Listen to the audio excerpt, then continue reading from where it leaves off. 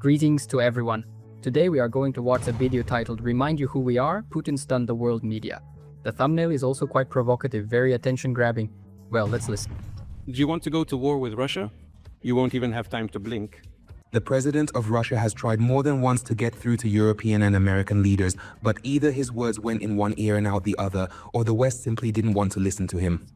But this address by the president of Russia caused a real stir online, as it spread not only across domestic channels, but also reached leading global publications, which simply could not ignore it. We present to your attention a clear and extremely straightforward address by President Putin to the collective West, which was so convincing that even ordinary citizens of Western countries realized that their government, as people say, is playing with fire. We are categorically opposed to NATO expansion through the addition of new members because A, it poses a common threat to us. It's not us moving toward NATO, it's NATO moving toward us. Therefore, to say that Russia is behaving aggressively is, at the very least, not consistent with sound logic. Did we come to someone else's border? It was NATO's infrastructure that came to us. So the Europeans... But let's stick to the facts for now. Countries, including France, believe that Crimea, for example, is part of Ukraine, but we consider it to be part of the Russian Federation. Imagine if Ukraine were a NATO member. Article 5 hasn't been repealed, it hasn't been repealed. That means there would be a military confrontation between Russia and NATO. I asked at the last press conference, are we supposed to go to war with NATO? But I want to ask you as well. There's a second part to this question. Do you want to go to war with Russia? Ask your readers, viewers, and internet users.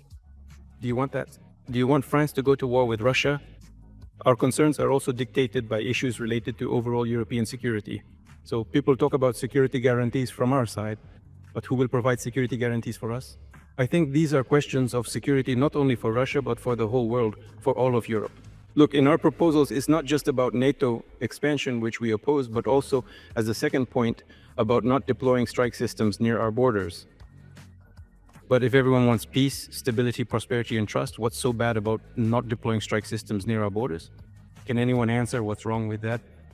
Or if NATO is truly a peaceful and defensive alliance, then one must ask what would be so problematic about simply reverting and relocating all of NATO's military infrastructure back to exactly where it was situated at the time of the signing of the Russia-NATO Founding Act Agreement in 1997. So here you go. We will create conditions for...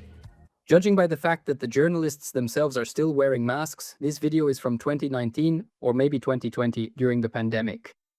Well, as you can see, the video turned out to be somewhat prophetic. Increasing trust and security. But do you understand or not that if Ukraine joins NATO and tries to take back Crimea by military means?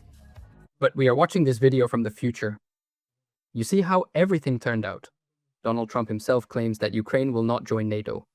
Keith Kellogg, also a special envoy, says the same thing. Well, basically, we've ended up where we've ended up.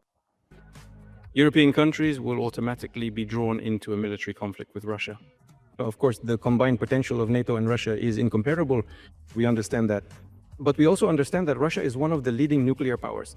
And in some aspects of modern technology, it even surpasses many others. There will be no winners, and you will find yourselves drawn into this conflict against your will. You won't even have time to blink before you start implementing Article 5 of the Rome Treaty. Mr. President, of course, does not want this outcome, and neither do I. And in our proposals, which we sent to NATO and Washington, there is not a single point that we consider unfeasible. Well, that's the short video we've just watched. I recommend you check out these videos. Like and subscribe. Goodbye, everyone.